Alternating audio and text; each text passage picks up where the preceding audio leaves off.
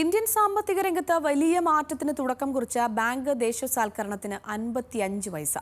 ഇന്ദിരാഗാന്ധി സർക്കാർ 1969 ജൂലൈ 19-നാണ് 14 ബാങ്കുകളെ പൊതുമേഖലാ ബാങ്കുകളായി പ്രഖ്യാപിച്ചത്. ഇന്ന് രാജ്യത്തെ നിക്ഷേപത്തിന്റെ ഭൂരിഭാഗവും നിയന്ത്രിക്കുന്നത് ഈ ബാങ്കുകളാണ്. ബാങ്കിംഗ് കമ്പനീസ് ഓർഡിനൻസ് എന്ന പേരിൽ പ്രത്യേക നിയമം പാസാക്കിയാണ് ദേശസാൽക്കരണം നടപ്പാക്കിയത്. അതുവരെ SBI മാത്രമായിരുന്നു പൊതുമേഖലയിൽ പ്രവർത്തിച്ചിരുന്നത്.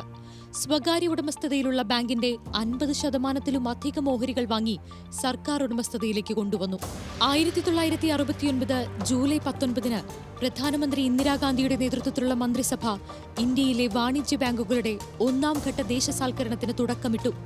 50 കോടിക്ക് മുകളിൽ നിക്ഷേപമുള്ള 14 വാണിജ്യ ബാങ്കുകളെയാണ് ആദ്യഘട്ടത്തിൽ തെരഞ്ഞെടുത്തത്. 1980 ഏപ്രിൽ 6-ലെ 2-ാം ഘട്ടത്തിൽ 200 കോടിക്ക് മുകളിൽ നിക്ഷേപമുള്ള 6 വാണിജ്യ ബാങ്കുകളെ കൂടി ഉൾപ്പെടുത്തിയതോടെ ദേശസാൽക്കരണം പൂർത്തിയായി. നഗരങ്ങളിലും ഗ്രാമങ്ങളിലും ബാങ്കിന്റെ ബ്രാഞ്ചുകൾ വിപുലീകരിക്കപ്പെട്ടു. ചെറുകിട സംരംഭകർക്ക് വായ്പ നൽകാൻ വിവിധ പദ്ധതികൾ പ്രാബല്യത്തിൽ വന്നു. ദേശസാൽക്കരണം ബാങ്ക് നിക്ഷേപത്തിലും സമ്പാദ്യശീലത്തിലും ഗണ്യമായ വർധനയ്ക്ക് കാരണമായി. ബാങ്കുകളുടെ നിയന്ത്രണം RBIക്ക് എളുപ്പമായി. അരനൂറ്റാണ്ടു പിന്നിടുമ്പോൾ പൊതുമേഖലാ ബാങ്കുകൾ കിട്ടാക്കടത്തിന്റെ പിടിയിലാണ്. മൊത്തം വായ്പയുടെ 10%-ത്തിലധികമാണ് തിരികെ ലഭിക്കേണ്ടത്.